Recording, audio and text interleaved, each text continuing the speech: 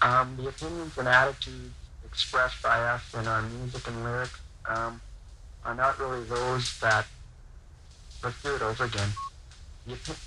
Okay, one more time. I'm actually having trouble reading this. Okay, here we go again. The opinions and attitudes.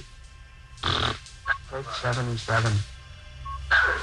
The opinions and attitudes expressed by us in this. I recommend that you not listen, and I wouldn't if you dare. At your own risk, so to speak.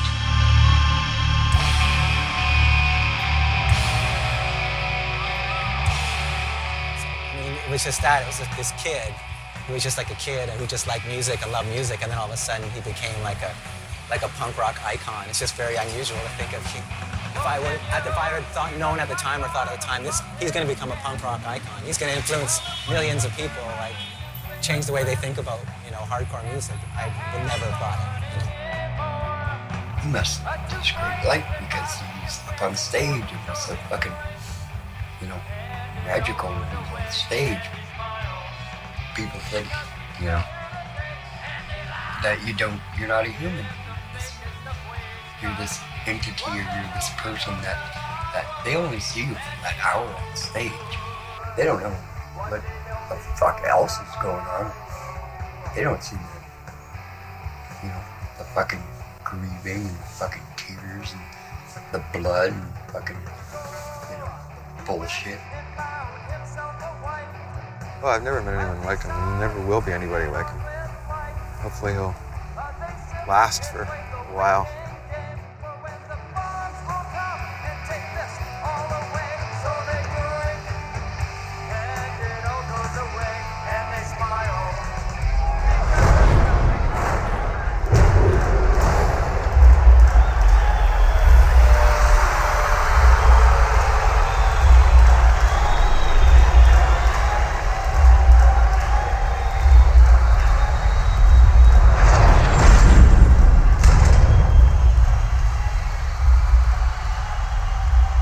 Punk rock turning point in my life.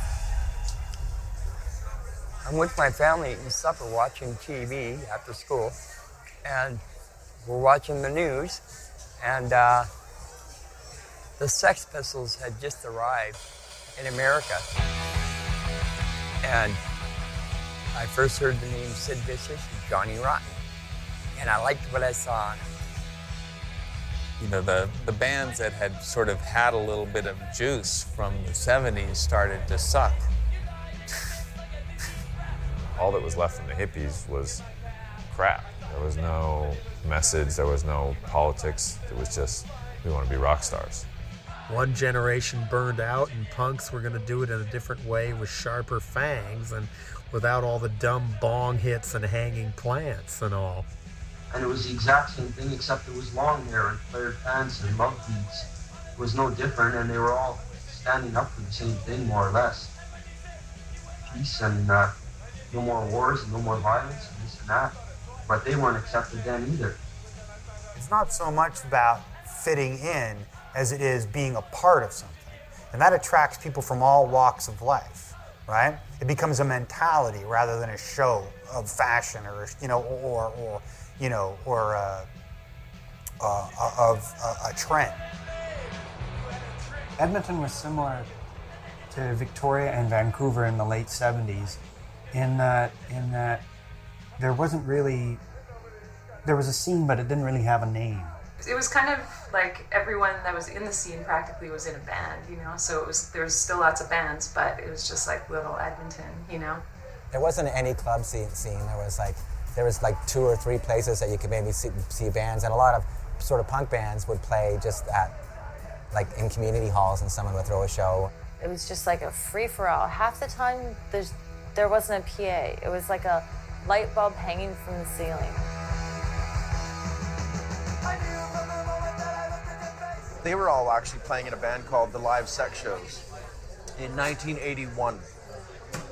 The beginning of 1981. And we'd have these great posters, and it said Live Sex Shows, like all ages. And when we play fucking clubs, they go, Is there a live sex show there tonight? I can't have my 13-year-old kid going to see a live sex show. Well, I was always into music anyways, because it was an escape. And I come from a kind of troubled, broken home background, right? A lot of us that were punks in the late 70s, like, we came from bad homes, shall we say. You know, a lot of us were abused. And we raised ourselves, and we had a lot of fun doing it. When were you born? October 19, 1962. Like, I'm the 11th of 12. There's 6 boys and 6 girls, and I'm the second youngest. I'm like a risk taker. That's been everything. Music, skateboarding, blah, blah, blah, you know, with sex and, you know, always taking risks. My first recollection of actually being alive was when I was about 7, 8, or 9, and I was in this garage with these kids, and we were sniffing model glue. I lived with my father and his mother, my grandmother. I remember when I was about 8 years old, my father was gone, and all of a sudden my mother had reappeared into the picture. And then I found out later that my father had got sent to prison. Dude has spent, holy fuck, okay, 78. He spent easily a third of his life in jail. So he's used to that. It was more of a transition period. It was kind of tough because then she married another guy, and then there was the step stranger in the house, right? And that was kind of hard to deal with because my brother and I were, especially me, quite rebellious.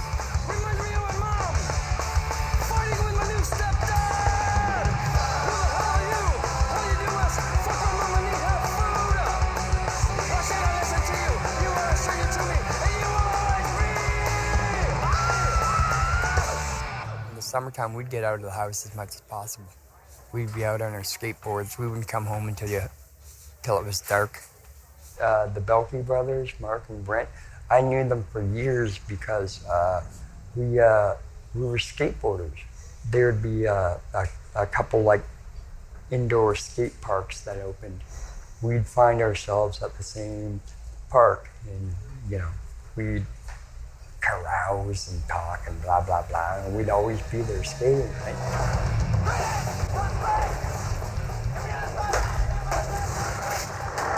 When I get into something, good or bad, 110%. When my mother met my stepfather, and they were both drinkers, and I mean, he'd work hard, like from Monday to Friday, but on the weekends, they'd just get fucking wasted. And my mom, turned out my mom the whole time had an allergic reaction to alcohol, and she'd just go fucking crazy. And she became a very different person than the loving, caring mother that I knew during the daytime. And it's serious sometimes on the weekend. It was very fucking disturbing, frightening, and yeah, just fucking scary. Painful. Very painful. Guy's been through a lot, man. And it's, that will take a toll on anybody. Something happened. There was a voice in my head. The thinking is that usually there's some kind of pre-schizophrenic potential that's there. As I say, I liken it to being a little bit like having a fault line under your house. You don't know it's there until there's an earthquake, and then you're really sure it's there. A voice. But it's my voice. It's not somebody else's. And there was actually one kind of on the other, saying, can't do this, can't do that. It was like the fucking angel and the devil, but I could hear them in my head. And life changed at that point. Because I did not know what it scared the fucking shit out of me, man. Like, I was like, does everybody have this? But it's something you didn't talk about. It was always there, man. It's a big step to admit that, you need medical help in that way. And there's such a stigma attached to it. The problem with going undiagnosed, you've got somebody who really has kind of lost control of their life. I mean, they just don't have the resources in these states to manage their everyday living patterns. And then subsequently, a lot of people that are in that position turn to other forms of self-medicating themselves, They get into drugs, they drink, Your true self is saying, be a good boy. And the other party is saying, why? Why be a good boy? Come on, come over to the dark side. Sometimes I listen to the good, and sometimes I listen to the bad, or I'd have to fight the bad because I always wanted to listen to the good side. But it was there, and it's not as loud as it used to be. But it got really loud there for a long time. Yeah, but there was good things that came out of it. The good side would give me words and ideas and images to draw and words to write songs with. Spent a lot of time in my room, which I shared with my brother, and we just listened to records and fantasized about being somewhere else. And I knew as soon as I saw the fucking Sex Pistols on the news, John Lydon / Johnny Rotten, that I was gonna have a punk rock name and be a character.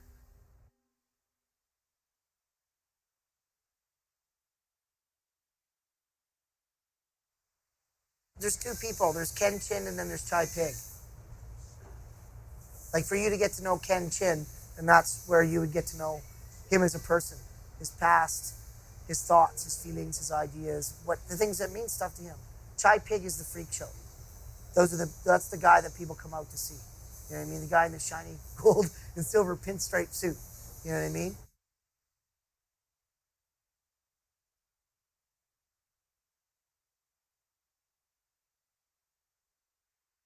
To me, SNFU is just an offshoot of the well-known live sex shows.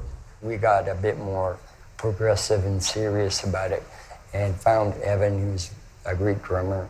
These guys could not play all that well. Mark was a shitty guitar player. Brent was a fucking horrible guitar player. Kenny couldn't sing a note worth a fuck. Warren never touched a bass before. The bass player was the fucking Sid Vicious of Alberta, couldn't play a fucking note. But he had a van and a regular job, and he bought the practice PA, so he could stay in the band, right? But he couldn't play a note. And he played a few shows with us, I think, in 81. I think he left the band in 82. And then we got Jimmy Schmidt. And it was Jimmy, Mark, Brent, Kenny, and me. And that makes a fucking fist. That was the beginning.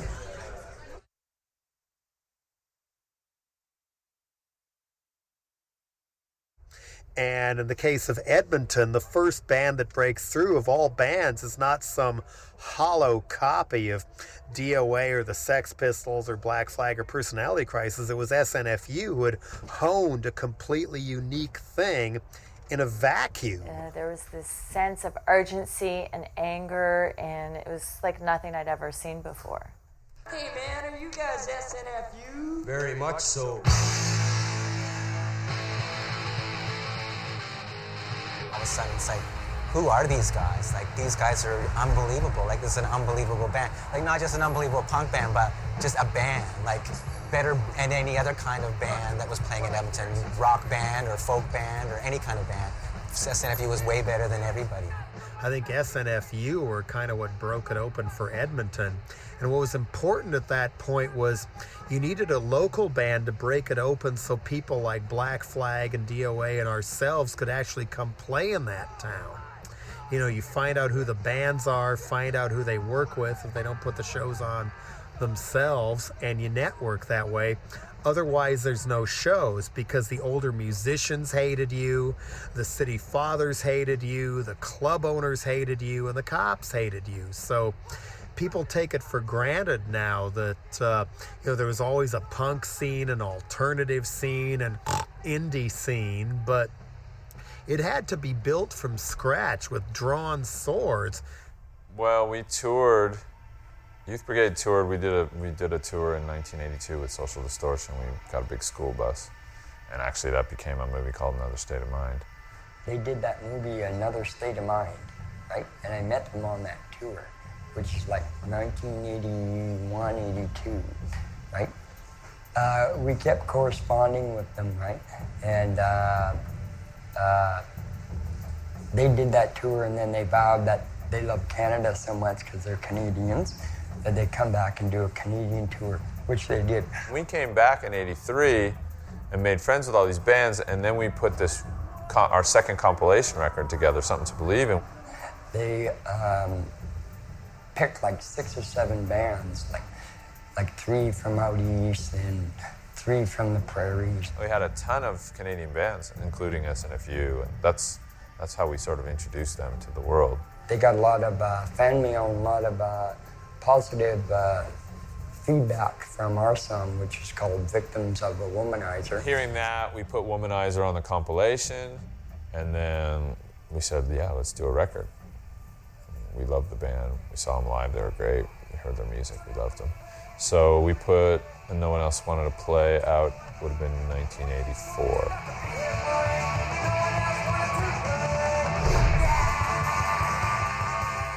And we did that fucking record in 8 fucking days. Yeah. And mixed it in fucking 1 day. We drove all the way down to Los Angeles, fucking slept on their floor, slept in the warehouse office. We recorded in the same studio as the Beach Boys. It was at a place called Track Records. And I'm looking at this big lot across the street. I said, what's that? And they said, that's Paramount Studios, Jones. And I'm like, no way, man. I've seen a lot of movies from there, man. It was like, it's really, you can't comprehend it. I just can't comprehend that stuff. We actually recorded only 8 days, but we did like 6 gigs in the meantime, right? It's fucking great.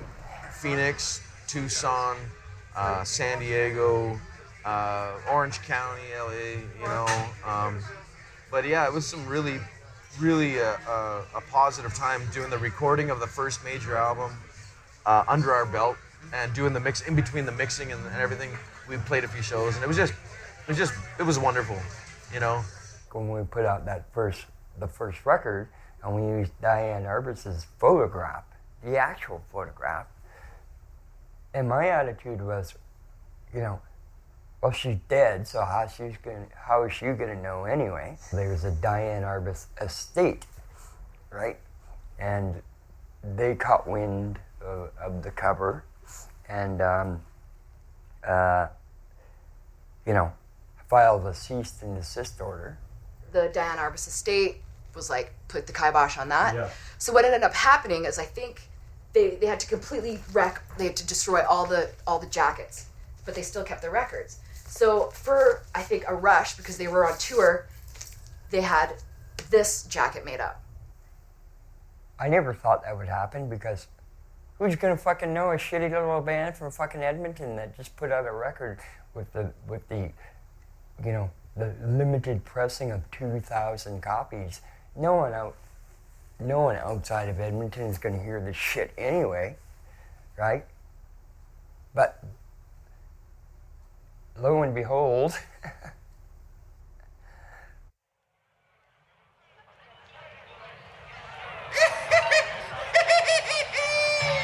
I don't even collect vinyl records, but I have a copy of that vinyl record to this day because it is the quintessential soundtrack of my life. Everything on the first record, like when I listen, I can still throw on And No One Else Wanted to Play, and it's just like start to finish, I sing every single word. I still have it, hopefully on vinyl somewhere, but definitely still on cassette in my collection. Great album.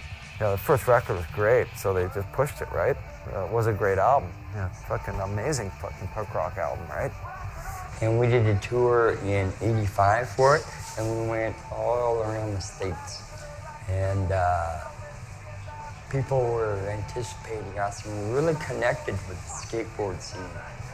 You know, my first memory of Chai was not much of a memory. He was covered in beer cans in some hotel in Tucson or Phoenix, and he just got drunk and passed out, and we just covered him in beer cans. And on that same tour where I met him on Asexuals, they went down the West Coast, we went down the East Coast, we hooked up in the center, and then we hooked up back in Toronto and Montreal and played with him in that tour in Toronto and Montreal. And he stayed at my house in Montreal and passed out again, you know. The guy just drank and passed out. That's what he did back then. We'd play Montreal, Toronto, and all the places, and they were waiting for us because they knew this is about a year and a half after the record came out, and people started listening to it out east and heard a lot about how ugly I am and my reputation as being the fucking hunchback of fucking punk rock, and so they were mystified and they wanted to see us play. And when we got there, like every show was fucking sold out and it was fucking exciting. The deal was, you do one record and if it does all right, you're obligated to do a second record. And so that's what happened. We did 2 records.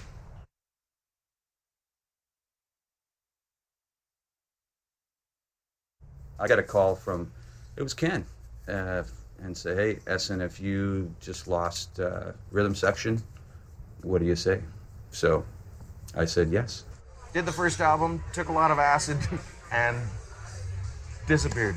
I built that mountain, I built that name, and I jumped. Tadpole Jones had left, and I was the second official drummer of SNFU. So they embraced a lot of different stuff on the second record, but that's inevitable when you're a band. You can keep putting the same fucking record out. You're gonna get bored. when we wrote this record, Belky Boys had some songs, either Mark or Brent, come in, and he's going, hey, I got some lyrics that'll fit with that. So it's not like they get together. He's got a bunch of lyrics written, or he hears the song, goes, yes, I got something that'll fit with that. And it's amazing because sometimes the music and the lyrics it connected really well. Go to practice and they'd have music, and I'd just throw 3 books down on the ground, kind of scan them and feel them out, and I could go, those syllables and phrases mixed with this rhythm, and then I just match them, and that'd be it. Looking back on this, the lyrics of the record are pretty interesting. Ken wrote all the lyrics at that point, and I'm thinking that he's kind of bitter at sometimes. He's an angry dude. He was an angry dude that was a little more, Ken could never be Zen, but you know what I mean? He was a little more mellow. So, and that's how he got it out, just by writing songs.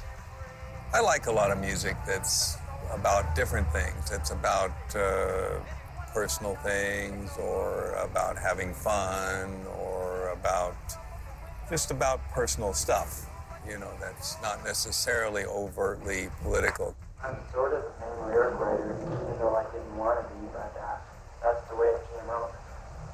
As for inspiration, I don't know, newspaper helps sometimes. I don't know, just things I dream up when I'm drunk.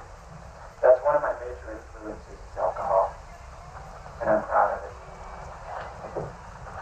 And it's fun to be drunk sometimes. In my mind, there's room for all kinds of diverse influences, and with Shai's lyrics and even his style and his outlook, you never knew where he was going to pull stuff from. I mean, even within the humor, there's a cynical side to that. There was a political side to the cynicism. He did a lot of those early SNFU songs. If you listen to him now, a lot of them deal with a lot of his issues of his family, his whole sexual thing, a lot of that. I mean, predominantly that.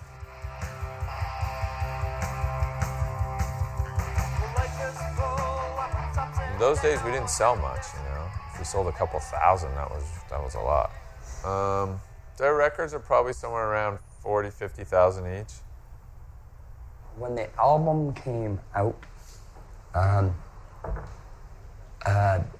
they said, well, the logical thing to promote this is for you guys to go on a trip. Jumped in that van. We went 4 months straight. I think we had 2 or 3 different booking agents, and we did Detroit, I think 3 times on that tour. We'd be in Florida, then Detroit 2 weeks later, then down in Nashville, and then back up in Detroit. And it was really total dartboard tour. One day we'd play opening up for Corrosion of Conformity or something, or Fear to 3,000 people. Next day, playing to 20 people in Texas in a fucking submarine shop, you know? Like a sandwich shop, and you're like, this is fucking weird. We'd print our shirts days off. We'd buy the black T-shirts, and we'd have the screen, and we'd just print shirts. We'd need a day off because the oil base would take 24 hours to dry. I stopped drinking. I didn't smoke cigarettes. I stopped smoking dope. I just wanted to be the best I could be, right? And just concentrate on the shows. He had stopped. It was totally different than when I had met them in the previous summer in '85, where he was drinking and smoking dope and stuff. Because he became a performer and really, really wanted to do justice. Kids were paying, $2 to $5 at the time to come see the band, and he wanted to put on a good show. And they'd have probably 90 seconds of just kind of feedback and milling around on stage and letting the tension build or whatever. And Chai would pace around, wrapping the mic cord around his hand like he does, and he'd pace around and then he'd go, "What's the fire in the block?" And the whole place would fucking erupt, right? It's just the coolest thing I'd ever seen at the time. He kind of comes out and goes, "This is how it's fucking going down." And everybody goes, "Fucking A." They've always been the best live band, hands down. I don't remember them having an off night, where they didn't put out 100%. That's just the way they did it. In the 1980s, when you would see SNFU, like once the act had really crystallized as being something where there were costumes and props and a big mess involved, puffed weed all over the place, then you knew that it was going to be really over the top. You didn't even have time to think about what the fuck you were seeing. It was just a punch in the fucking head, Like, you couldn't think about, oh, what is this? It was just like, wow, this is fucking awesome. You see all the kids, especially if it's their first time, that just the jaws drop. And it's like that through the whole show. It's just like a blur. Pig took a whole bag of puffed wheat, fucking just threw it on everybody. He was dressed as Katie Lang, and the rest of the group was dressed up as mummies. Hit hot dogs into the crowd with tennis rackets, Pulled out an inflatable whale or an orca. He came out in his chicken suit. Cover everyone with stuffed animal innards. Fucking popcorn, popped wheat, And then out comes an air mattress, inflated. Goat head? I don't remember. He had a big box of donuts and a tennis racket. Jumps out on the air mattress into the crowd, and it's like his flying rubber carpet. Hanging upside down by his knees from the rafters. He chucked an octopus into the crowd. That thing stunk, and there were bits of it all over the place. Confetti, holy fuck, confetti. That stuff is the worst. Once that gets wet into carpets and shit, you can't get it out. You couldn't go to a more crazy show than an SNFU show.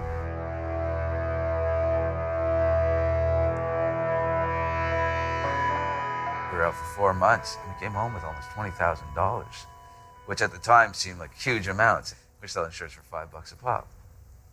So you got to sell a lot of shirts to make 20 grand, I got to fly home, and I had $1,000 in my pocket, which is great for 17 weeks of work, $1,000.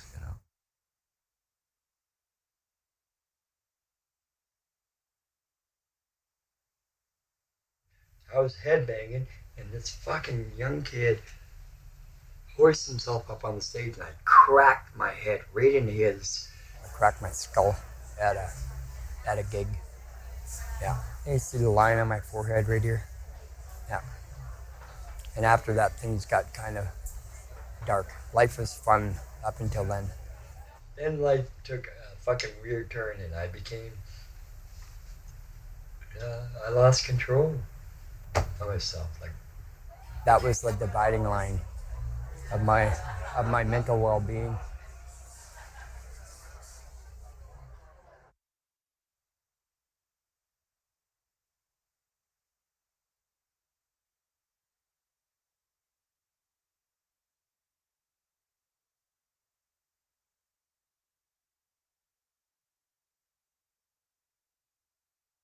we'd come back from Europe in like '88, and then we did some touring in '89, and we weren't writing that much, but I think just the wear and tear of like being together for so long, and there was a little bit of infighting, and the other guys decided that I was being a little bit of a control freak.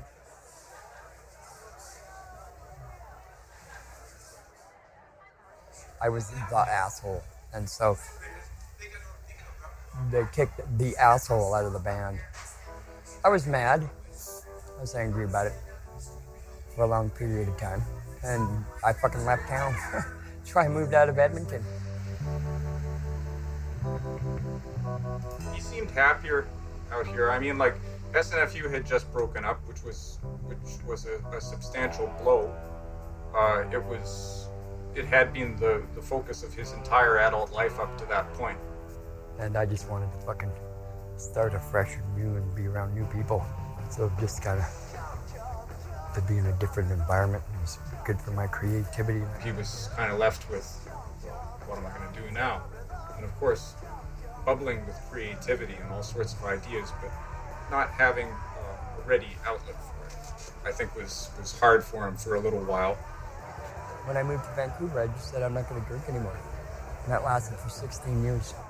You know, he's going in a real small place. When he moved to Vancouver, he definitely seemed to kind of come out a lot more in every way. There was a lot of gossip. Like, he moved to Vancouver, and when he moved to Vancouver, he was suddenly gay. It's like, dude, I was gay before I even knew where Vancouver was. Hello? I just didn't talk about it. And that's, the drinking blocked that out for me. And that's why I wanted to get clarity.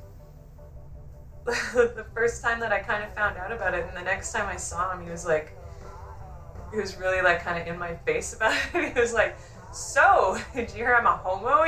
Just super like, here I am, and I was just like, hey, cool, that's cool, Ken, like.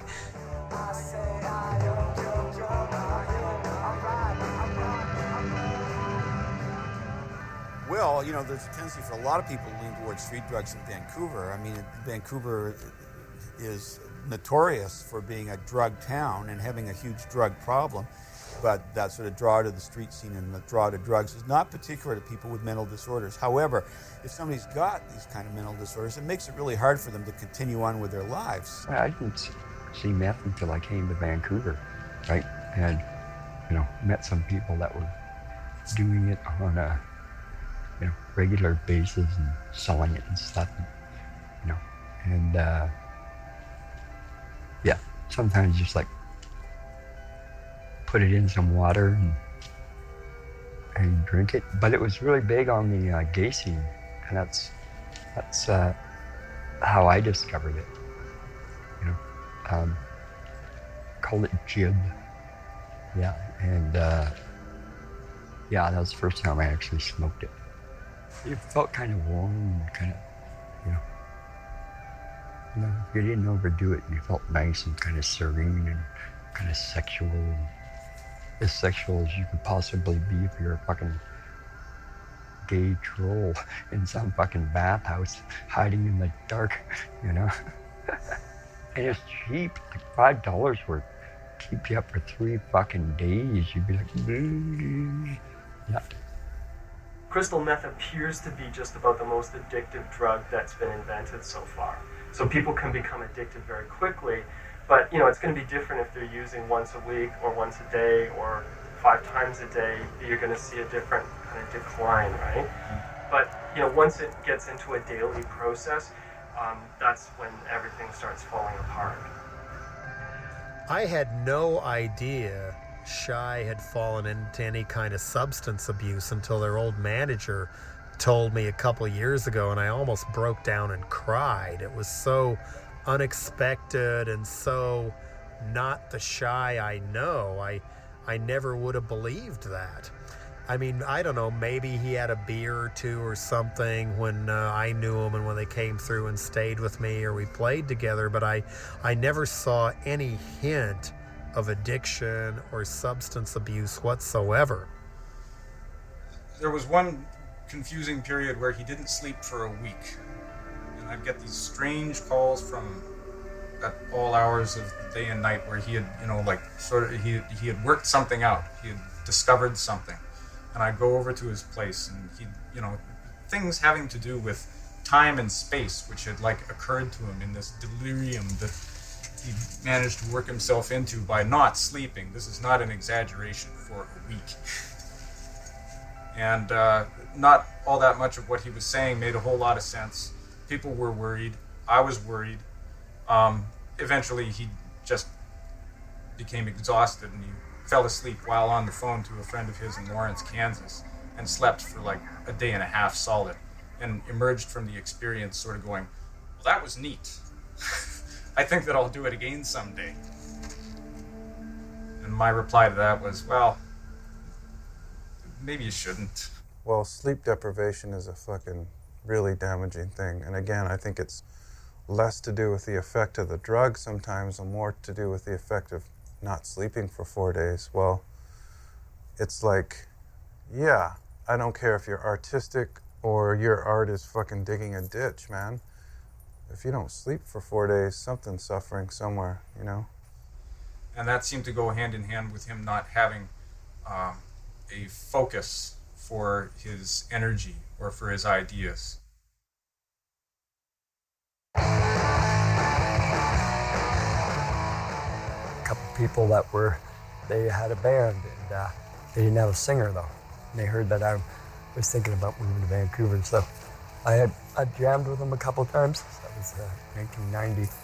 The Wongs only played from 90 to 91. Chai White come along as the merchandiser for the last DOA trip down to California. We're doing one farewell tour. This is fall of 1990. We had about 12 shows on the West Coast. So Chai came along, and you know what? People would come up and go wow, DOA played pretty good. I'd like to buy a shirt. And you go, you don't want to buy a shirt. Those guys, they suck. Here, take a sticker for the Wongs, my new band, the Wongs. And if you push it, so sometimes we walk around the corner, we go, yeah, I'll forget about DOA, take a sticker from the Wongs. They're going to be the greatest thing ever, right? And we're just the problem was that Chai was just too little to beat up, right? Somebody else I would have beat up. And I thought they had enormous potential. It was right when Jane's Addiction first got picked up and people were looking at Soundgarden. It was a good band. Cara Beliveau on drums, Ralph Big Ass on bass, and I think Kevin Rose on guitar. He was a fine guitar player. So no, it was actually a really good band. I was specking that they were going to do more than they did, but When that went south, he felt as though he had learned some things.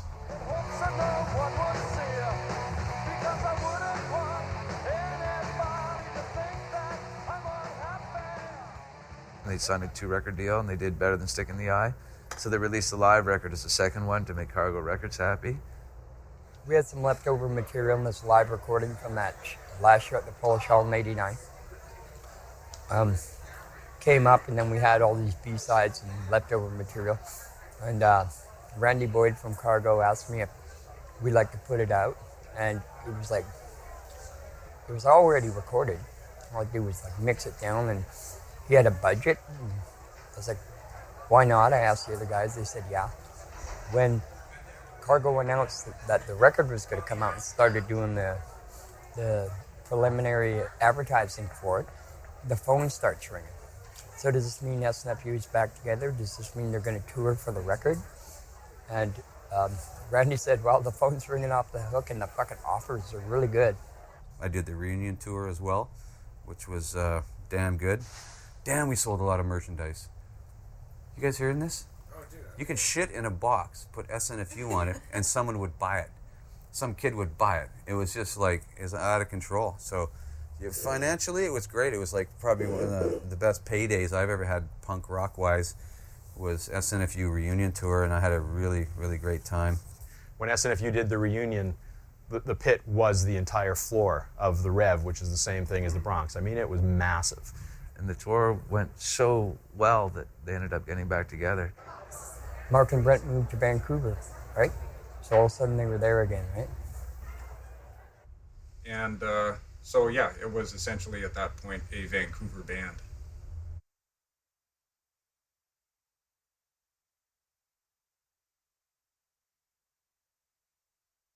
I really thought it was a pretty bold move of Mr. Brett to branch out and bring in a band from Canada. I've never found a band that I like more from Canada than SNFU, so I thought they were an awesome addition to that label. Having that exposure of Epitaph Records, I just know that they rubbed off on a lot of other up-and-coming musicians. To me, that was like the light at the end of the tunnel for all punk bands in the 90s was Epitaph. So Brett had money all of a sudden and expanded his business, and so he signed all his favorite bands. He went crazy. I think it was an exciting time for him, and then I think that it kind of ended up maybe going a little bad. I think a lot of bands started selling a lot more records, and SNFU maybe felt a little left behind, and then it kind of went bad.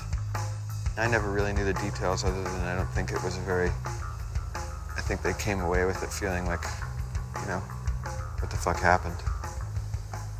They never were really that kind of band.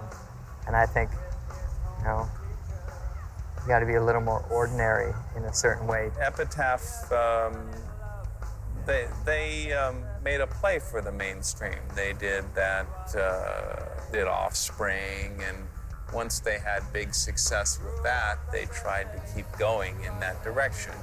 Sometimes they were less successful. Radio's not ready for a band like SNFU. I don't think it ever will be. Like, radio is meant to satisfy a mass audience, and SNFU are not meant for a mass audience. There's just certain aesthetics about them that mass consumers in the mass market wouldn't understand. Be too over their heads, I suppose.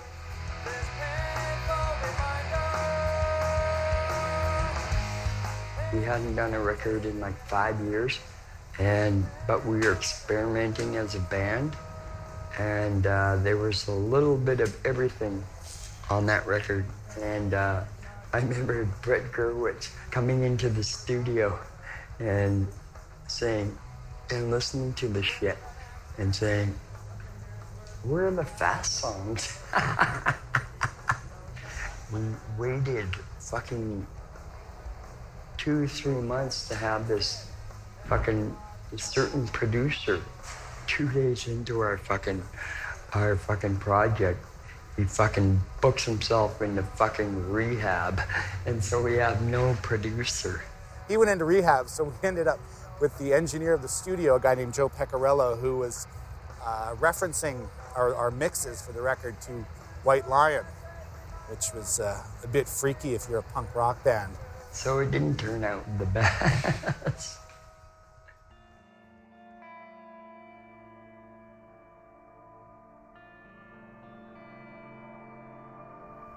She's gone now. She died at 66. I was 32 when that happened. And had a nervous breakdown. There's a stressor that comes along that jolts a person. Something really dramatic and traumatic happens to them. A loss of a job or a loss of a close one. Something that's extremely upsetting. Most people will go through a period of grief and get over it, but some people are just so thrown off the rails that they literally can become psychotic as a result of the reaction to that stressor. The question is the psychosis drug-induced, or is it caused by the mental illness? And sometimes those are overlapping because the person has both things going on. People are coming over and you're not answering the door, you're too paranoid to go outside, you're not answering the phone, you're speaking in tongues, you're doing all kinds of fucking crazy shit. At that time, I thought this was pretty much going to be the end of SNFU. He started making no sense at all about, he'd go, "Hey guys, you gotta come over, I got something on tape I want you to see." And he would, we'd go into his little basement suite in East Van, and he'd have a videotape of some late night talk show or something that he sat up, of course, all night and taped. And then he would point out little conspiracies or, "This is all about us." He was making no sense at all. It was really like Chai has gone off the deep end. He's not making any sense. We couldn't really talk to him about it and say, "No, Chai, this isn't making any sense. What you're saying about these conspiracies or about you being on television or them talking about you on television." I think it was kind of a moment of, I think he's finally lost it, and I don't know if he's ever going to get it back. They walk into your place and everything was like total chaos. Like nothing was in order. No, couldn't sleep, couldn't rest, you know. Just not knowing what was going on. Not going to band practice, not calling anyone back, unplugging the phone. Fucking bizarre fucking behavior.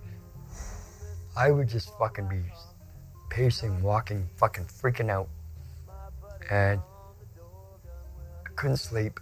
I would just fucking stay up and then I'd just like pass out in the corner of my place. Wake up on the carpet. And I'd continue again. But after that, you know, he wasn't ever really the same. And I think that's when he started getting maybe deeper into drugs. It was kind of hard to tell. There ain't no fun in killing folk, and I ain't gonna do no more. Well, I never did heal upright from injuries sustained. Officially in Germany, officially while we trained. I remember all their faces. Well, the contract was, if your first 3 records do well, we'll sign you to a 4th. But we didn't make the grade, you know, and so they didn't sign us to a 4th. And I didn't find out till later that they didn't sell as well as the Epitaph bands that got really big, like Offspring and Rancid. Clearly Epitaph signed them knowing Shy's charisma and the quality of the music and how good everybody in the band was. And, you know, I'm kind of surprised that they weren't able to quite ride that wave, although some of the other ones that Epitaph signed, like RKL, never quite got that big either. And it just goes to show it's almost a fluke and a matter of luck, because none of the Epitaph bands that got super huge had a really charismatic lead singer like Shy. None of them did. It's got to be deflating if you gave it your best shot, you think you're going to make it on Epitaph, and you write what you think is like a really great album, and nobody cares. I consider them to have done pretty well, coming from that era where, you know, where selling 5,000 records was considered successful. What I didn't realize is the contract was like a student loan, and I didn't understand the vocabulary. Like when they said, hey, when you guys come down to LA, we'll put you up in a really nice hotel, but we're paying for it. It's all on the tab, it's all on the bill, right? And I could have fucking stayed at a fucking Motel 666 for fucking $29 or something, right? And we didn't realize that, so we'd order the fucking most expensive shit on the menu. And it's all on the fucking bill, including the tip.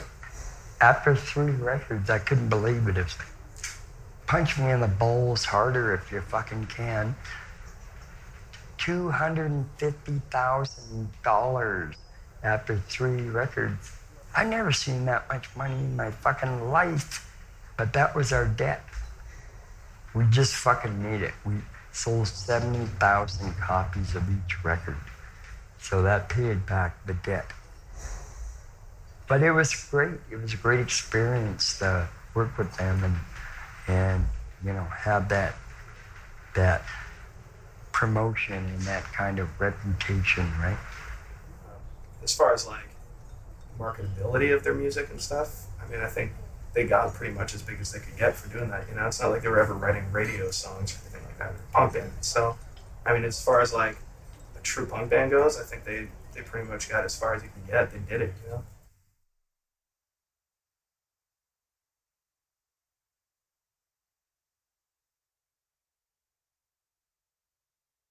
Their last hurrah was at the convention center in Edmonton. First time Bad Religion had ever played there, and there was 3,500 people. And we were the middle band, and fuck, you wouldn't believe. Like, when I put the mic out, and fucking everybody was proud of us, because we're fucking hometown boys, right? There's people from Calgary, Lethbridge, Red Deer, Saskatchewan, you know, everywhere.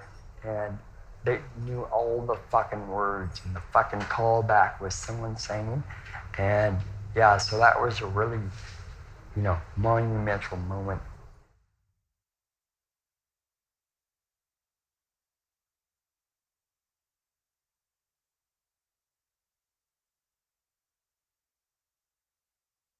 He moved to Toronto with his girlfriend, and I started a band called Slaveco, and the three guys used to play with him in another band before that.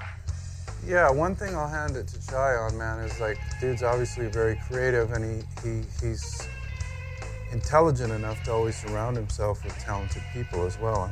Same singer as SNFU, but the music was different, which in turn made Chai's approach vocally, like it was a lot more guttural and sort of experimental. We ended up playing a lot of all ages shows to people who didn't even really know SNFU, so they're like, who the fuck is this guy? And, you know, it just, you know, shocked a lot of people, I think. It was fun. And the musical style was different on you know, on many levels, but it was similar in the sense of what it was to Chai. It was just sort of a platform for him to do his thing. I remember we were about to go on stage and our poor singer was a little fucked up. And yeah, there was a spillage of contraband everywhere backstage and scrambling. And he got on stage and then he walked off in the middle of the set and sat down at a table in the audience while we kept playing and you know, looping the section, waiting for him to come back on stage. And the show was pretty much a disaster. But I look back at it now with, you know, fond, warm memories. But that was one of the worst show experiences, I'd have to say. There were a couple of songs that were, you know, with it done in a tongue-in-cheek way, were, you know, were pretty, you know, pretty serious. One was about addiction, and it was obviously, you know, he was writing about his own issues.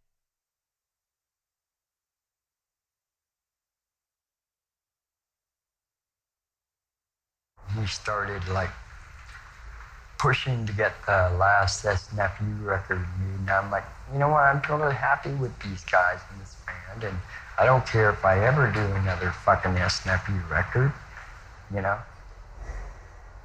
And that turned out to be in the meantime and in between time.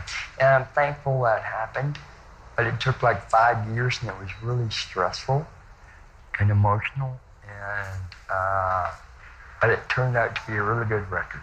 In the meantime, in between time was a really interesting album. That it was was like a great album.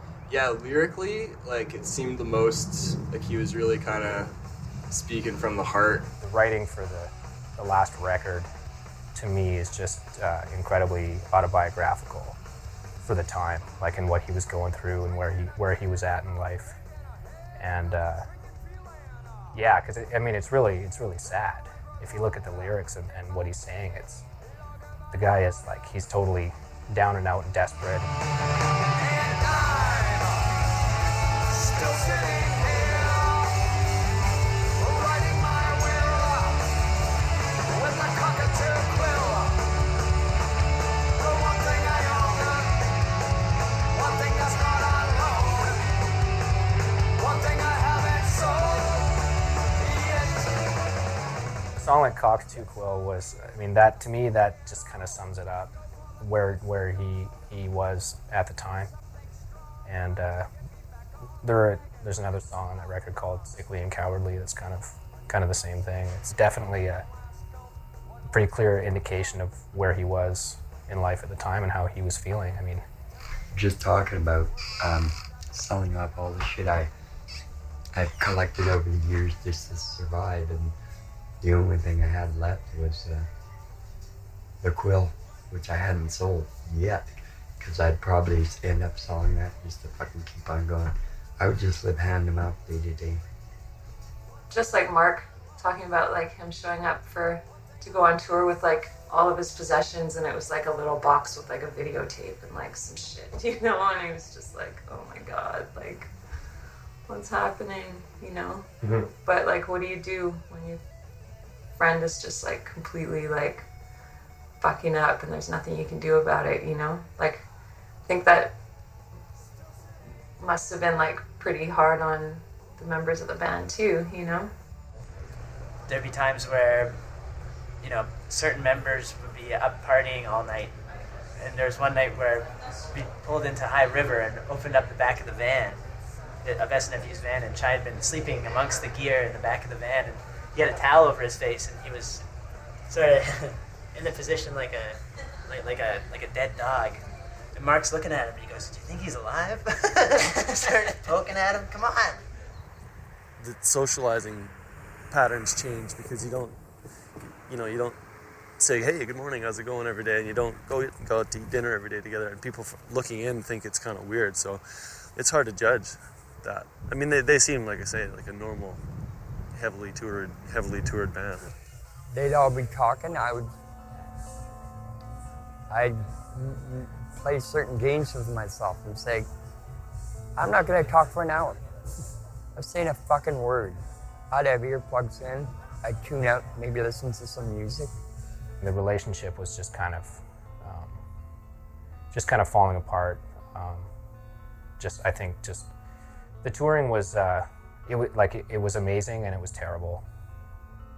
The shows were by far the best and the most fun shows I've ever played in any band I've ever played with. It's so far and above, just so much fun, and just, you know, dedicated fans and stuff. And then at the same time, the travel and just the relationships and the tension between certain people in the band was just such a downer that it just led to the, you know, people just not wanting to do it anymore, and that sort of got between any bond that Chai and I had, I think, because I wasn't really enjoying traveling with him so much at that point. So, and then when it sort of ended, it didn't end well. We were literally at each other's throats right before we went on. You know, that's hard for a band to do, to have such different personalities and to stay cohesive. That's really difficult. And then I think they got a little bit more divided as some members changed and things changed. I think that Mark and Ken probably stayed closer until eventually Mark just, you know, felt like he can't help someone that won't help themselves, and went on to do what he had to do to get on with his life. Before it was divided, there was like 2 against 2. There was like Shane and I, who were like the partiers, the irresponsible ones, the ones who didn't give a shit about anything. But if we didn't give a shit, we wouldn't have been there. And I wouldn't have fucking, you know, gave it my all every night, night after night after night. But Mark and Matt kind of bonded. Mark basically decided he wasn't going to play anymore. That was essentially breaking up the band. Their last show that they were going to ever play was in Reds in Edmonton. I know backstage Chai was totally bummed that it was the last show. He was like, this is bullshit, you know, I want to keep doing this. You know, for Mark, it had kind of run its course at that time. And since he was doing all the grunt work for it, that's just why it kind of stopped, because he was like, why not stop? And I think it stopped being worth it for him, because he did a lot of the business side of stuff. I think Matt Workers helped too, but it was just a lot of work to do for really not much return. I couldn't even begin to speculate on what it would be like to be locked up in a van with Chai for however long. 20 years? 20 years. You know, as far as the Balkies go, they, you know, got different priorities these days. And hanging out with someone that irritates you probably isn't one of them, you know. Even though the body of music is terrific. And if there's still animosity between you two? Oh, fuck, yeah. Yeah. I haven't spoken to Mark in like a year and a half, 2 years. When a band member leaves, it's kind of like a divorce. Like, even if you're friends with them, it still always kind of like hurts a little bit. whatever his and Chai's indifferences musically where they couldn't work together, and more whatever Mark chose to do. Like, so in that, you know, the one staple thing that Chai's had in his life for the last two and a half decades was kind of gone. You know, it's like, you know how they say like old people when they're together their whole lives and, you know, they get really old and then one passes away and then the other one isn't usually far behind because their whole part of their, I guess, part of their being is gone. The other members in the band, they always maybe had a backup, a relationship, stuff like that. Chai never had anything but the band. You know, whether it would be his choice or not, it's still the way it was. You know, I think that was a pretty traumatizing moment for Chai, and I think that pushed him over the edge and actually created a few, you know, serious issues with Chai in how he felt about himself and life and just in general. And a traumatic event happens in their life, a death, a breakup, a loss. Sure, that could cause a mood swing quite easily. Bearing in mind that these are people whose control, like internal normal levels of control over mood functioning, is impaired to begin with, right? And I think that, you know, he had lost a lot of the focus of what he was doing when SNFU was no more, you know? You know, I always think of the chorus to Rusty Rake.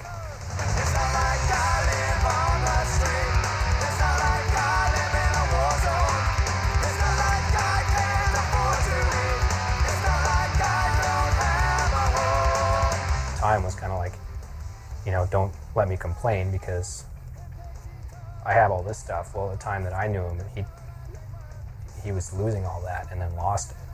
So, I mean, it was really, really a dark time for him. I can only imagine. Right after that tour, we were still in contact with him a lot. He was staying over at Byron's here and there and sleeping in our van and stuff. That was right after. That was right after the tour. So they came home, and I guess he didn't have anywhere to stay. So we could help him out when we could. If he didn't have somewhere to stay, he'd crash in the van or stay over or whatever. I mean, given obviously the mental illness and given drug use and that kind of thing, it's pretty easy to find yourself down here on the streets, you know, because everything's just gone straight down the toilet. I was being a bit reckless and I thought there was some the Jack Kerouac in me. Thought it'd be cool to be a fucking vagabond and not pay rent. And I was self-medicating because of the physical pain and condition of my teeth. And so that was the acetaminophen tablets and with a little bit of cough syrup. I'd walk around and I'd listen to my I'd do some cough syrup and acetaminophen tablets and trip around. I'd walk a lot and listen to my fucking Walkman and listen to music. I stayed with Dennis and Chad. Stayed at their house, and then Chad had a van at the time. It was parked in his backyard, and I stayed in that van for about a month and a half until it got too cold. Like I said, you know, living in a van in the back of mine and Chad's backyard, so he was living in Chad's van. That was the low point, and the drugs are mainly there to block out the fact that you just lost your place to live and you lost all your fucking possessions and belongings. But it was also part of like freeing yourself from the material world. Like I told you before, the one thing I regret the most about that was losing the little keepsakes that you fucking collected, and you know, all the drawings you've done all your life, and all the fucking books of writing you did all your life, and all the shit you created, and you have no reference of it, you know? It's just weird. I mean, somebody you knew and used to be friends with, and now they're just that guy on the street. And there's nothing you can do. Nothing. You kind of feel helpless, but there's nothing you can do. There's no way you're going to see it happening or that you can intervene, because people can't be changed. They got to change themselves, unfortunately. And so I was not a normal person. I was in a different state back then, and then that kind of triggered other recreational pursuits. And somebody I knew was doing a lot of coke at the time, we'd go and do that and just have fun, which was fun for a while. But then when it's fun like that, the fun stops being fun after a while because it's just like, it starts tearing at you. You know, you spent all your fucking money on fucking dope, your fucking paranoid, your fucking, you know, it's a very weird kind of state of mind to be in because you think it's fun, but it really isn't fun. But at least you're not miserable, but you're miserable in a different way. It's really hard to explain.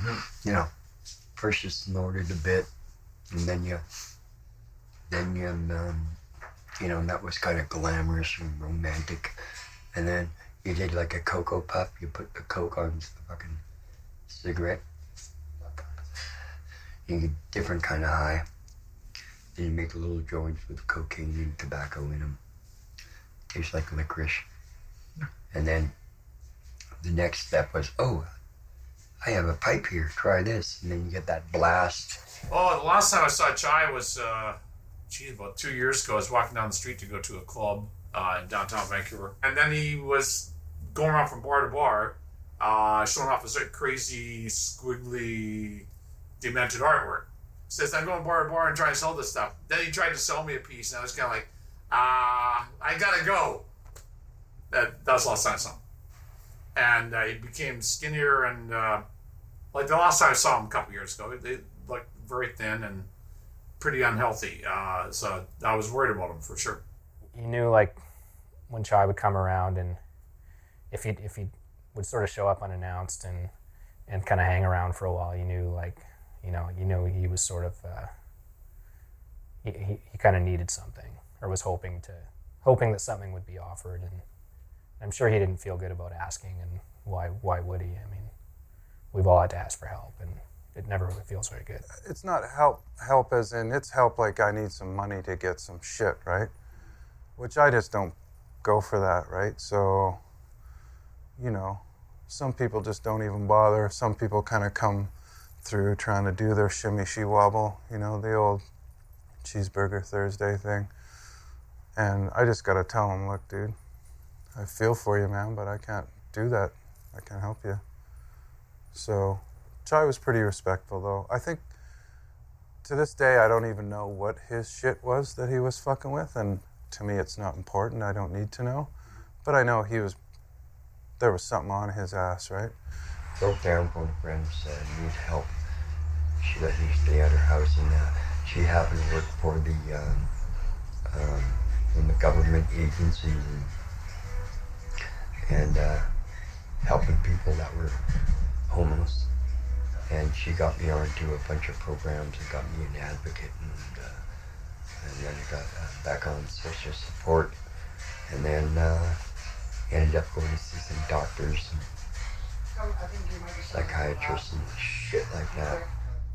Could you imagine? Because all of a sudden, you know, your band, your life falls apart. All of a sudden, you're homeless.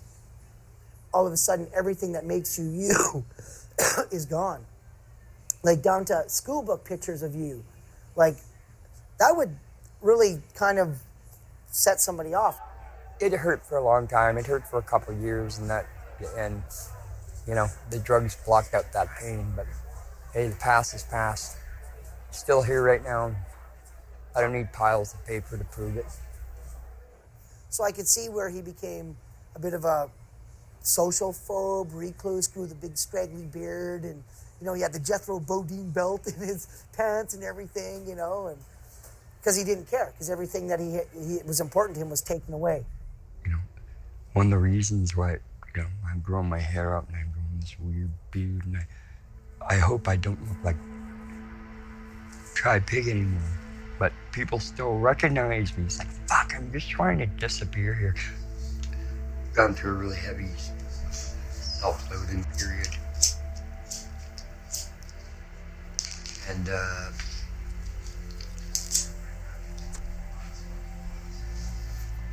not feeling good about myself and not taking care of myself.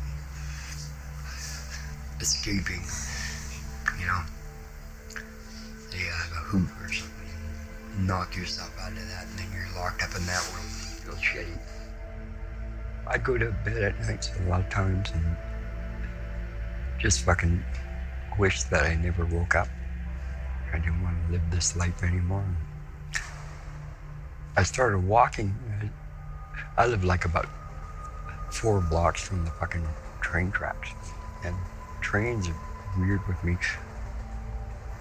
And I said, yeah, I'm just gonna walk over there and fucking throw myself under a train, right? And I actually started walking there. And then I kind of like calmed down a little bit, and I saw a cop. I said, look, I'm in a fucking really bad position here right now. I feel like fucking really hurting myself. He says, how? I said, well, what do you want to do? We can put you in the police station until you calm down, or we can call an emergency ambulance right now and take you to the hospital. I said, ambulance. So they took me to the hospital till I calmed down. They made me wait about 4 hours. They gave me a meal, 2 Tylenol 3s and an Ativan. Yes, you're better now, you're calmed down. Yeah, this is cool. I'm like telling myself now. About a month after that, I got on the meds. I was very reluctant to get on the medication, but I thought, you know, I was self-medicating anyways, and what's the difference?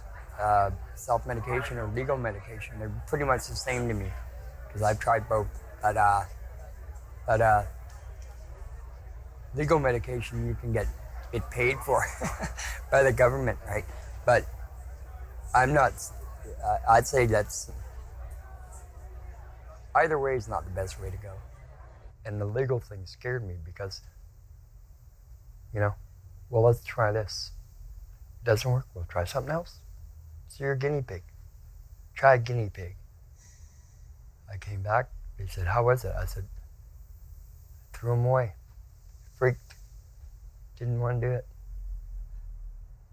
People can have revelations at almost any age, but certainly there's got to be some point where they say, yeah, I get it. There's some part of my life that's out of control. I need to change that. I maybe need help.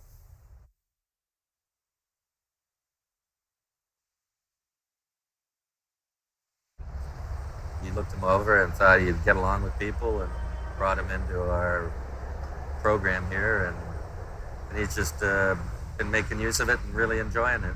We're here to support people and getting back on their feet and starting to enjoy their lives again and to build their health up. I don't really live here. I just sleep here. Yeah. Because I try to get out of the building as much as possible. But sometimes I stay in here for my own safety. And I gotta be around people. When I'm by myself, I'm not that strong yet. Yeah. Stuff I like about the residents, they care for you and, you know, they say encouraging things, but still, you're around fucking people that are equally as fucked up as you are, if not more. And everyone's whacked out on meds. It's like big babies who haven't fucking decided they're gonna grow up yet. You know, they feed you, they fucking clean your room, they do your laundry. You're allowed, if you're hungry, you can grab like a can of something and make your own meal. I don't like the vibe. It feels like almost like entrapment. You know, like my room's not decorated because it's not home to me, right? So it's like living in a sanitarium of some kind. I like to get out of here and be on my own, more self-supportive. I think that's more rewarding. You know, a guy like Ken, you know, is a perfect example of what can happen when, you know, a person finds a safe place to hang their hat. They can get on with other issues. They can get on with taking care of themselves. They can get on with following their muse and being creative and rocking out, you know, and that's, you know, personally that makes me feel good.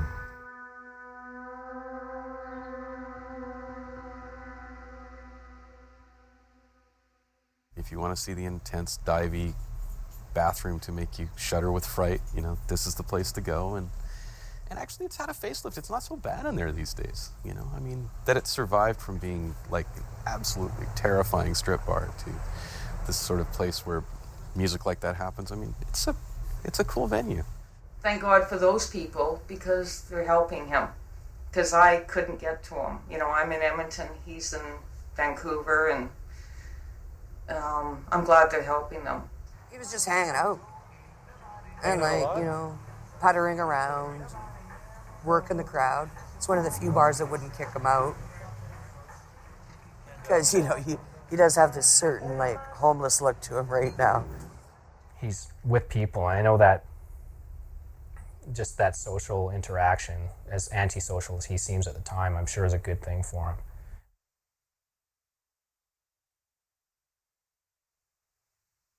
He's like my spoiled brat employee.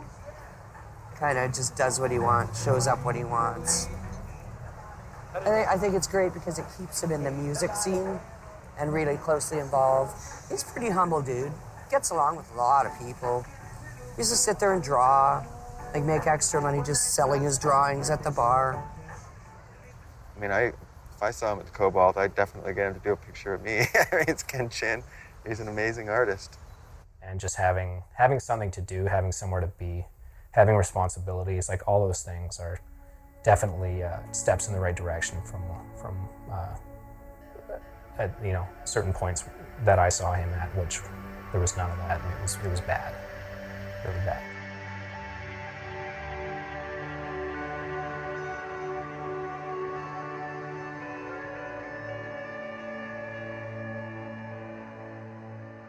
I put that fucking offer on the plate to begin with, and only one person walked through the door, and that was John Card, right? Because John Card just wants to play, and he's a fucking brilliant drummer, and everyone else was like, no answer, didn't want to have anything to do with it.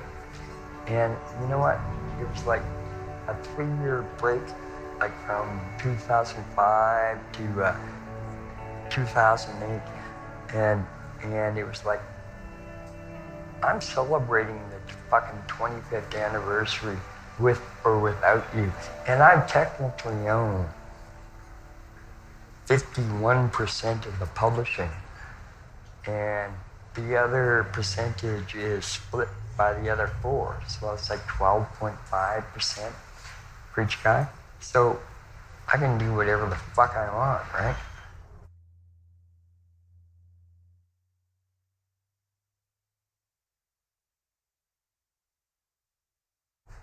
If they don't want to be in, actions speak louder than words. If you fucking wanted to be there, you'd be there, right? And they weren't there, I offered them the fucking opportunity. The door was open, they never stepped in. You don't, if you have been a part of something that was really great, you don't want anything less than really great to be representing it. But, like I said, it's like being asked to be remarried to your ex-wife. Do you want to do that? No. I can do it without him, but he can't do it without me. And I think he's always been envious of that. Yeah. It's not SNFU if there's no pig.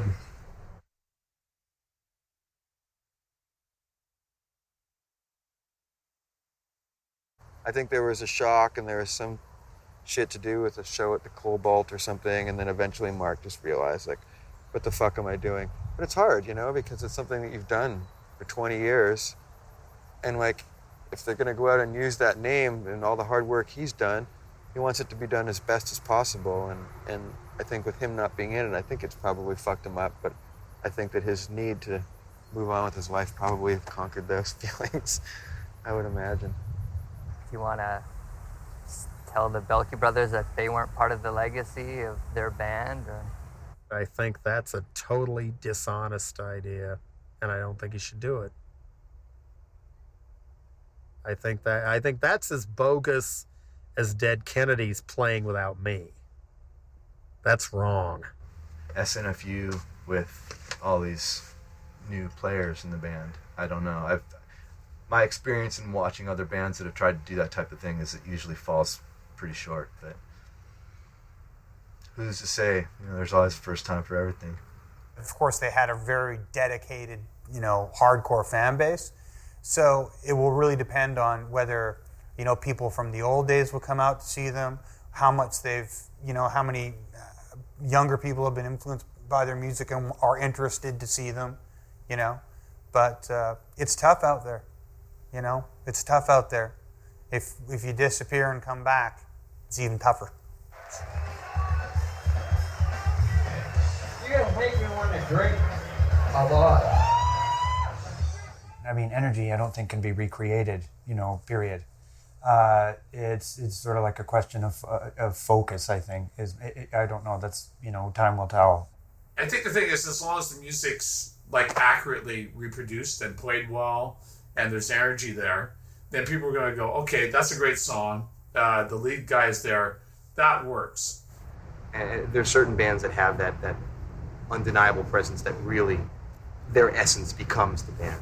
It's hard now with him having SNFU without Mark.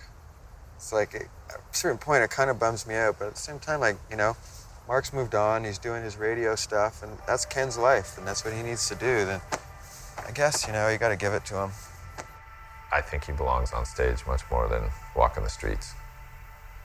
I think he still puts on a really good show. Hell of a good show. Really, yeah, he's a solid entertainer. Yeah. That's what he does, I guess.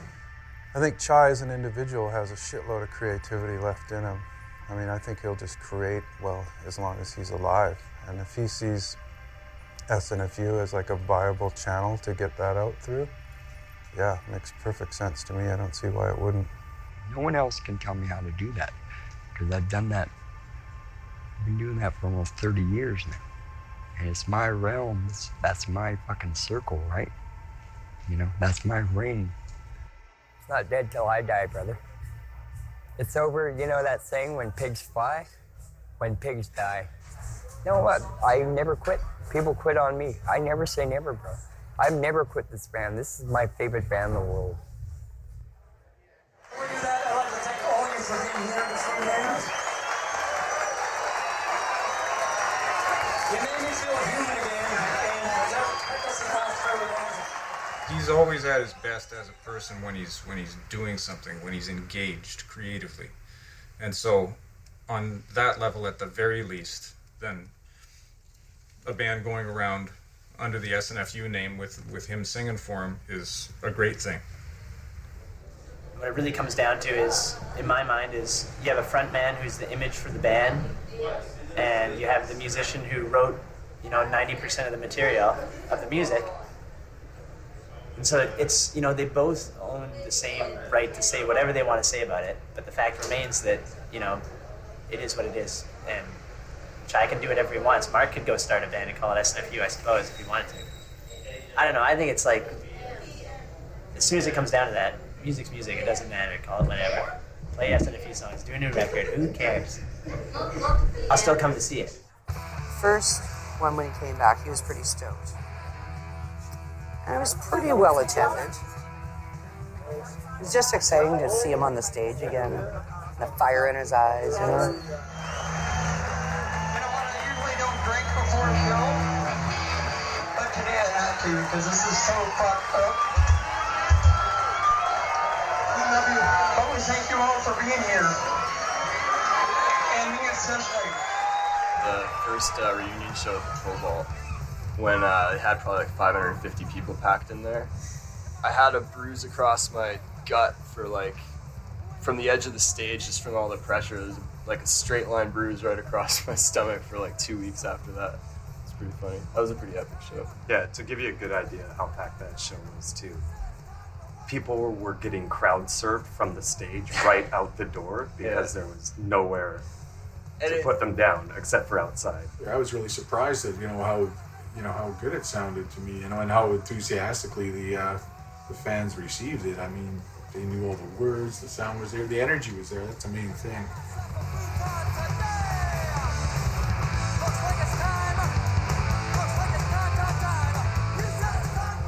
guess it's like when that's what you've done for your whole life, and maybe you don't want to do anything else, you know, or maybe you can't. When you see him, this guy he looks kind of like, you know, well, he looks like a street version. He looks like a crackhead from the street, and you know, he's picking up bottles, you know, at the Cobalt and shit. And then he gets on the stage, and everybody in the whole place eating out of his hand, you know, and it's just like, wow, it's awesome, you know. Before we started playing, or the band started playing again, you know, like, he was in a bad space, and now he's, you know, he's being reliable. He's as reliable as Chai Pig can be. You know, he's on point. He actually shows up for practices on time. He's enthusiastic. He doesn't come so loaded, you know what I mean? Like, it's getting better and better. One of the reasons why I did it is because I saw an instant jump in his self-esteem and how he felt about himself and how he felt about other people. And that's the main reason why I want to do it. Be totally honest with you, I saw a huge positive mental change with him. I guess it's his showcase. You know, it's without it, I don't know what he would do.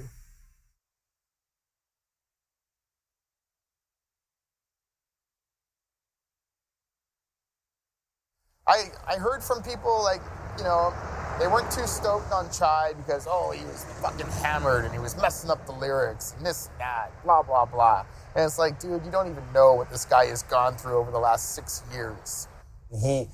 On that tour, he was still having more problems with drugs.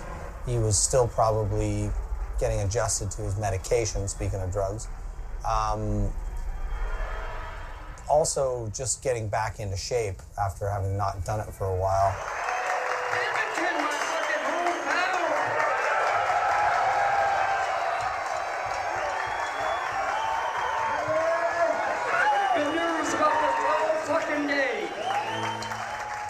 It was a 6-day trip, and we did 4 gigs, and I did no hard drugs and that whole 6 days, which is a bit of a record for me right now. But I had my meds with me, and I was drinking and smoking cigarettes, but that's it. The only way to get him off of that shit is by keeping him on stage, right? Keep him in his happy place in another way. And I'm just stoked that that's what these guys want to do, right? Because I think the world needs Chai Pig. That's why I like being on the road, is I'm focused and I'm around friends, and I'm not in solitude. When I get alone and laying there, I get kind of bored and kind of antsy, and it's like, fuck it. What's one more? On tour, he's away from that, so his mind's getting clearer, right? Not so foggy.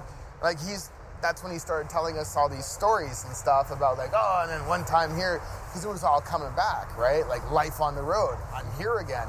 This is where I want to be. I'm excited. I can't hear you one more time. SNFU 2008, bitch.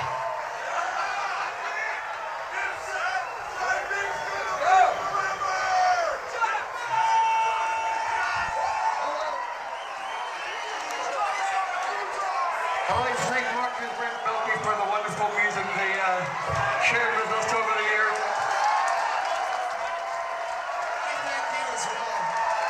And they can come down with me anytime they want. I got no hard feelings. I'm going to do this till I fucking croak. So. Thanks for giving us a second chance. Thanks a lot, everyone. So when I'm on the road here, my band guys are not only my friend and surrogate family, but they protect me, right? So I'd rather be doing this than doing that. I'm away from that zone. I'm in a different zone. My focus is different. You're moving forward, right? He was drinking a lot less. He was off his meds, which was, you know, when he first said it, part of me was like, uh-oh, how's this going to work out? Because I've seen people who have mental illness and they decide they're going off their meds. But you know what? Sometimes you do know what's right for you. You know, doctors don't know everything. He came through really well. he, because it would dry his mouth out. A lot of medications do that, it'll dry your mouth out, and that's certainly not going to help him. And tire you out too, you're going to get fatigued. And you just feel kind of, when you take a lot of meds, you don't really have any highs or lows, right? If you're getting mood stabilizers and you're sedated, right? You're not, and you don't want a sedated Chai Pig on stage, right? It's... Put it this way, the world that we live in is surreal to him. It's foreign. So for him to be playing music, to be in a van, getting, no sleep, that's real to him. He's conditioned for that. So it's kind of like, when we're in the van, he's much more calm, he's more peaceful, he has purpose. You know what I mean? The next gig is his purpose. So he's got focus, he's got a job, he has something to do. And you know what you're gonna be doing that day. You're fucking working, you're playing, blowing off some steam.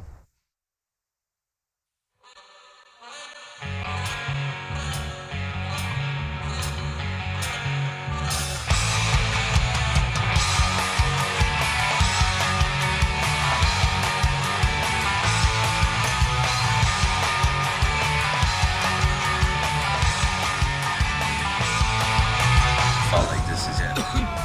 You're done. The pig prevails. He prevailed, and I prevailed, and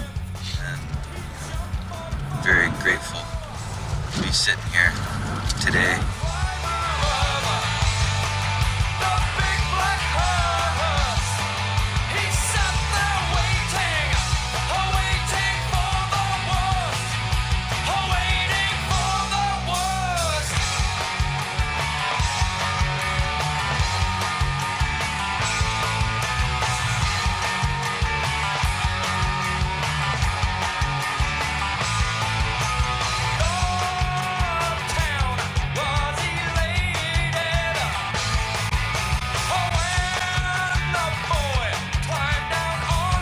How you feeling, Mr. Pig? Pretty good.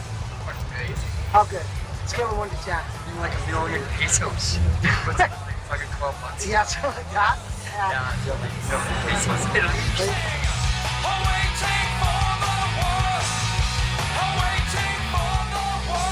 I wouldn't be here anymore. Probably be gone. And this is the thing that keeps me alive and makes life worthwhile. I'm on the right track, and I'm with really positive, supportive people. Yeah, and so that makes you want to be a better you. And my attitude has changed a lot. Like, less self-destruction and more creation, Because I still think I got some in me.